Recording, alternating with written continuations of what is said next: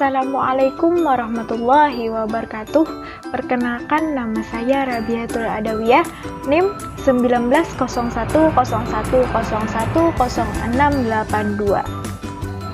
Prodi Pendidikan Agama Islam Lokal F Angkatan 2019, Fakultas Tarbiyah dan Keguruan, Universitas Islam Negeri Antasari Banjarmasin.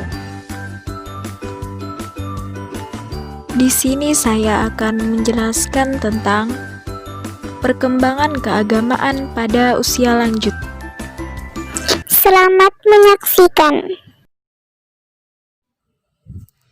A. Pengertian usia lanjut.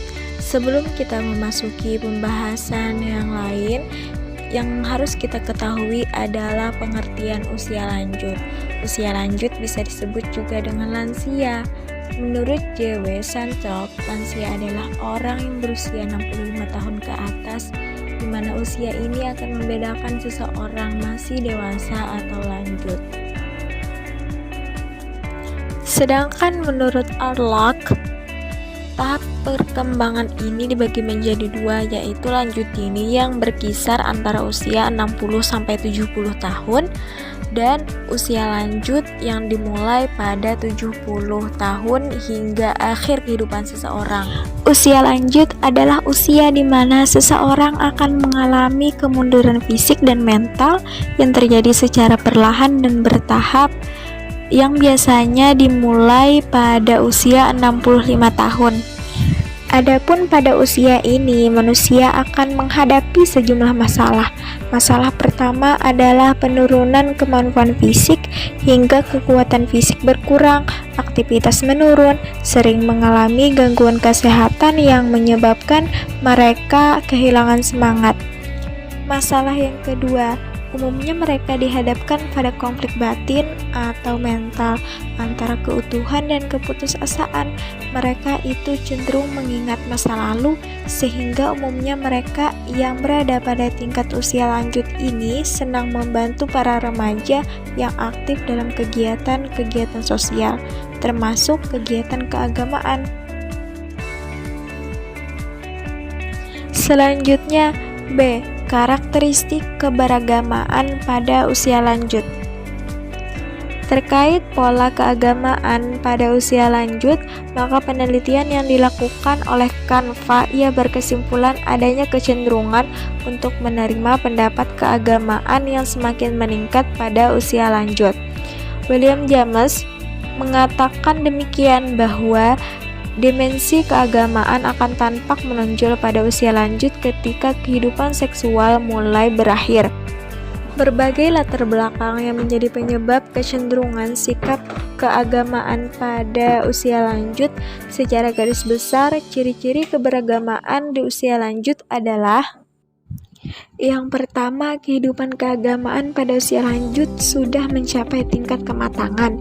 Yang kedua, meningkatnya kecenderungan untuk menerima pendapat keagamaan. Yang ketiga, mulai muncul pengakuan terhadap realitas tentang kehidupan akhirat secara lebih sungguh-sungguh. Yang keempat, sikap keagamaan cenderung mengarah kepada kebutuhan saling cinta antar sesama manusia serta sifat-sifat luhur.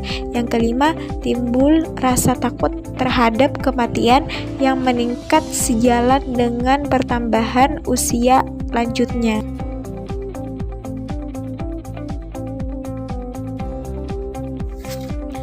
C. Faktor-faktor yang mempengaruhi keagamaan seseorang.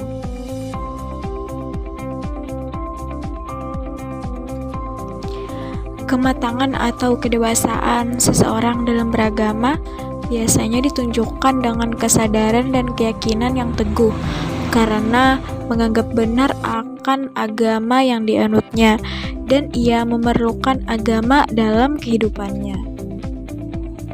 Pada dasarnya, ada dua faktor yang menyebabkan adanya hambatan dalam menuju rasa keagamaan pada usia lanjut, yaitu: yang pertama, faktor internal atau faktor dari diri sendiri.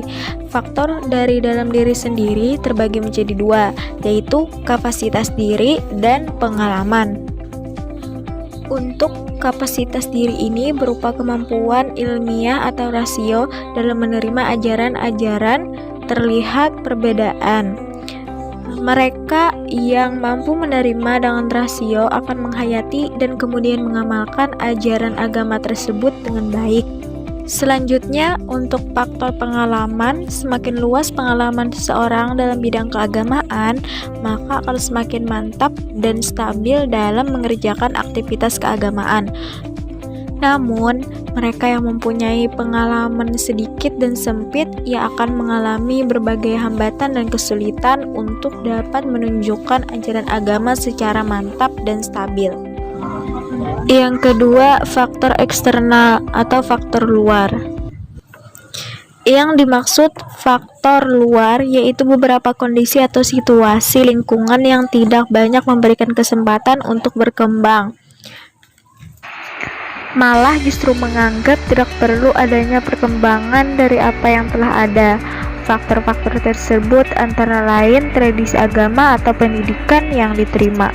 Dan William James mengemukakan dua faktor yang mempengaruhi sikap keagamaan seseorang, yaitu A. Faktor internal, terdiri dari temperamen, gangguan jiwa, konflik dan keraguan jauh dari Tuhan. Yang B. Faktor eksternal, terdiri dari musibah dan kejahatan. Selanjutnya kita masuki pembahasan yang terakhir, yaitu D.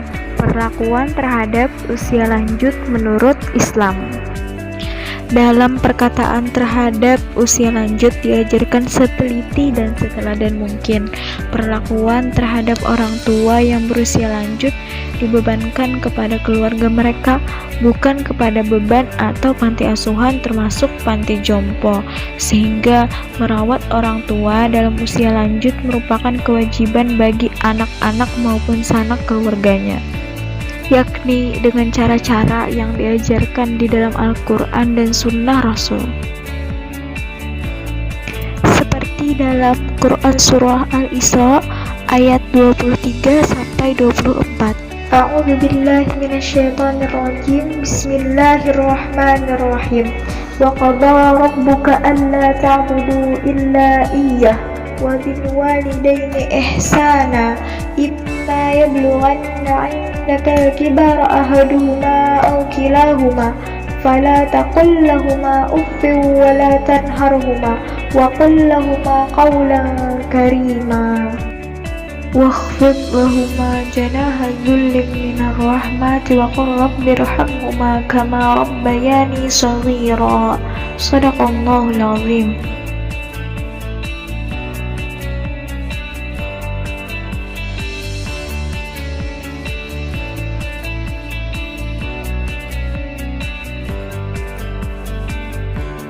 Dalam hadis Rasulullah Shallallahu Alaihi Wasallam bersabda, barang siapa yang membuat ridha kedua orang tuanya di waktu pagi dan sore, maka ia pun mendapat dua pintu surga yang terbuka.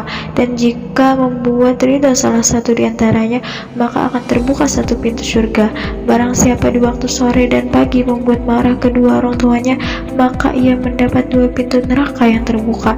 Jika membuat marah salah satu di antaranya, maka terbuka untuknya satu pintu neraka.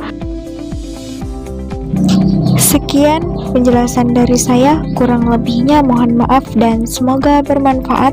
Wassalamualaikum warahmatullahi wabarakatuh.